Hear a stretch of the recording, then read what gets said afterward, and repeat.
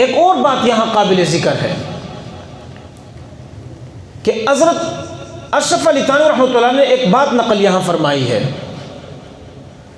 کہ کبھی بھی کسی ایک طرف کا فیصلہ سن کر کوئی کام کرنا یہ سراسر جو ہے وہ ظلم ہے، نا انصافی ہے۔ اور یہاں ایک مسئلہ ذکر کیا گیا ہے جو آج کل کی عدالتوں میں بڑا عام ہے، وہ ہوتا یہ ہے کہ عورتیں جا کر، لڑکیاں جا کر جو شادی کر لیتی ہے، بعد میں جا کر عدالت سے رجوع کرتی ہے کہ ہم نے جو ہے اپنے خاوند کے ساتھ نہیں رہنا، اور عدالت جو ہے وہ کیا کر لیتی ہے، وہاں سے فتویٰ جاری کر لیتی ہے، عدالت جو ہے ایک فیصلہ جاری کر دیتی ہے کہ بھائی ہاں اس لڑکی نے جو ہے یہ مقدمہ دائر کیا ہوا ہے اور یہ جو ہے اس کا ایڈریس ہے، لڑکے کی طرف پیغام پہنچا دیتی ہے۔ یک طرفہ بات سن کر یا لڑکے کو بلاتی نہیں ہے، یا بلاتی ہے تو غلط انداز سے بلاتی ہے۔ اگر کوئی عدالت اس قسم کا فیصلہ کرے تو کیا یہ نافذ العمل ہوگا یا نہیں؟ تو شریعت یہاں عجیب فیصلہ کرتی ہے۔ شریعت کہتی ہے کہ مرد کے اندر اگر 3 چیزیں نہیں ہیں، 3 چیزوں میں سے ایک میں بھی کمی ہے تو پھر عدالت کا فیصلہ قابل العمل ہوگا۔ وہ کیا ہے؟ اگر وہ نان نفقہ نہیں دیتا، نمبر 1۔ نمبر 2، اگر وہ ازواج تعلق قائم نہیں کر سکتا، عنین اس کو کہا جاتا ہے، وہ ہے۔ نمبر 3، اگر وہ ظلم کرتا ہے۔ ان 3 وجوہات کے بنیاد پر اگر کوئی عورت عدالت سے رجوع کرتی ہے تو ہمارے ہاں چالاکیاں یہ ہوتی ہے کہ بعض دفعہ مردوں کی بھی بڑی غلطی ہوتی ہے۔ مرد جو ہے یا تو ظلم کرتا ہے، یا نان نفقہ نہیں دیتا، اور یا کیا کرتا ہے، عنین ہے، یعنی کہ مردانگی اس میں نہیں ہے۔ یہ 3 چیزیں ہوتی ہے۔ بعض دفعہ مردوں میں بھی بڑے مسائل ہوتے ہیں۔ ایسا بھی پایا گیا ہے لڑکیاں عزت کی وجہ سے خاموش ہو جاتی ہے کہ میں کچھ کہوں گی تو میری عزت خاک میں مل جائے گی، ورنہ مرد کے اندر یہ بعض دفعہ یہ غلطیاں موجود ہوتی ہیں۔ وہاں لڑکیاں جو ہے بکرا بنی ہوئی ہے، کٹ رہی ہے، اور یہاں جو ہے وہ ظلم پہ ظلم ہوتا جا رہا ہے۔ قاری نذیر صاحب تھے جو فوت ہو گئے، اللہ ان کی مغفرت فرمائے، میرے پاس ایک دفعہ آئے اور انہوں نے بڑی عجیب بات فرمائی۔ حضرت تو بڑے سمجھدار اور بڑے وہ بھی تھے، اللہ نے ان کو عطا فرمایا تھا، علم بھی عطا فرمایا تھا۔ وہ فرماتے ہیں کہ ہمارے ہاں ایک رشتہ ہوا اور لڑکی کو لوگوں نے تانے دے دے کر کہ تیرے بچے پیدا نہیں ہو رہے لہٰذا ہم اپنے بیٹے کی دوسری شادی کرائیں گے، اور لڑکی خاموش تھی۔ کتنے سال؟ 5 سال لڑکی خاموش رہی۔ جب اس قسم کے تانے ملے، آخر میں لوگوں نے تنگ آ کر، جو تانے دینے والے ہیں کیونکہ لڑکی کو تانے ملتے ہیں، اس وقت لڑکی نے ایک عجیب بات کی، انہوں نے کہا 5 سال سے یہ مرد میرے قریب نہیں آئے اور میں نے صرف اپنے خاندان کی عزت کے لیے میں خاموش رہی ہوں۔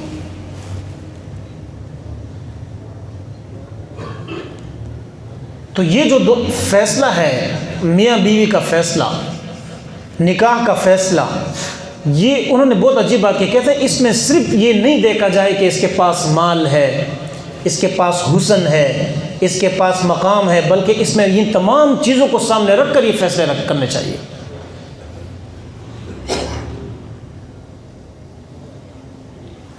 تو اگر عدالت فیصلہ کرتی ہے تو پھر یہ دیکھا جائے گا، اکثر یہ ہوتا ہے کہ بعض دفعہ لڑکیوں کی طرف سے یہ ہو کہ پیغام کیا، جو ایڈریس ہے خاوند کا وہ غلط دیا جاتا ہے، عدالت وہاں جو ہے وہ سمن جاری کرتی ہے، جبکہ ایڈریس غلط ہوتا ہے، 3 مرتبہ سمن جاری کر دیا اور تیسری دفعہ جو ہے وہ فیصلہ ہو جاتا ہے کہ لڑکی حق پر ہے، اور یہاں تک کہ طلاق ہو جاتی ہے۔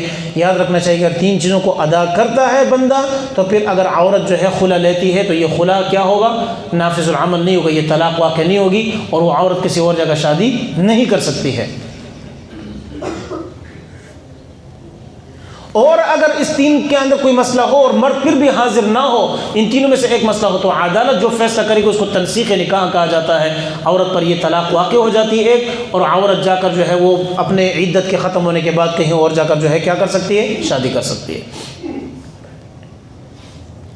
تو ہماری عدالتیں اکثر ایسا بھی ہوا ہے کہ کوئی شخص 30 سال کے بعد جو ہے وہ جیل سے رہا ہو گیا، بلکہ ایک شخص کے بارے میں فیصلہ یہ ہوا کہ وہ حضرت جو ہے کیا ہے، وہ گناہگار نہیں، اس کی غلطی نہیں ہوئی، اور حضرت جو ہے وہ پہلے فوت بھی ہو چکے تھے، عدالت اس میں جیل میں فوت بھی ہو چکے تھے۔ ایسے فیصلے ہوئے ہمارے عدالت۔ یک طرفہ فیصلوں پر، اس بنیاد پر جو ہے ہماری عدالتوں میں ظلم اور شدت ہوتا ہے۔ اور یہاں تک کہ عدالتوں کو چھوڑ دو، ایک اور عدالت ہے ہماری سوشل میڈیا، جہاں پر اینکر لوگ جاتے ہیں اور جا کر جو ہے وہ لڑکی سے، کیونکہ صرف اپنی اس کے لیے چینل کی ایڈورٹائز کے لیے جاتے ہیں، ہاں کیا ہو گیا آپ سے کیا مسئلہ ہوا، آپ کے خاوند کے ساتھ کیا ہوا، ایک طرف بات سن کر فوراً جو ہے فیصلے شروع کر دیتی ہے، سارے لوگ نیچے گالیاں دے رہے ہوتے کہ ہاں اس عورت کے ساتھ بڑا ظلم ہوا، یہ ہوا وہ ہوا ہے، پھر اگلے دن پھر عادت جو ہے کہتے ہیں اس نے جو ہے رخ موڑ لیا، فیصلے کا جو ہے وہ الٹ دوسری شکل ظاہر ہو گئی، اور وہ کیا ہے دوبارہ عورت مرد کے پاس جاتے ہیں، مرد کہتے ہیں نہیں یوں ہوا تھا اور میرے ساتھ یہ ظلم ہوا، اور ہمارے سوشل میڈیا پہ ہم ہزاروں گالی دیتے ہیں، حالانکہ آپ صلی اللہ علیہ وسلم نے فرمایا کفا بالمرء کذبا ان يحدث بكل ما سمع، کہ مرد کے لیے جھوٹا ہونے کے لیے اتنا کافی ہے کہ وہ ہر سنی سنائی بات کو آگے پہنچائے۔ اس واقعے سے ایک بات اور معلوم ہوتی ہے کہ آپ اس سے بھی اندازہ لگائیں کہ فیصلہ کون کر رہا ہے، داؤد علیہ السلام کر رہے ہیں۔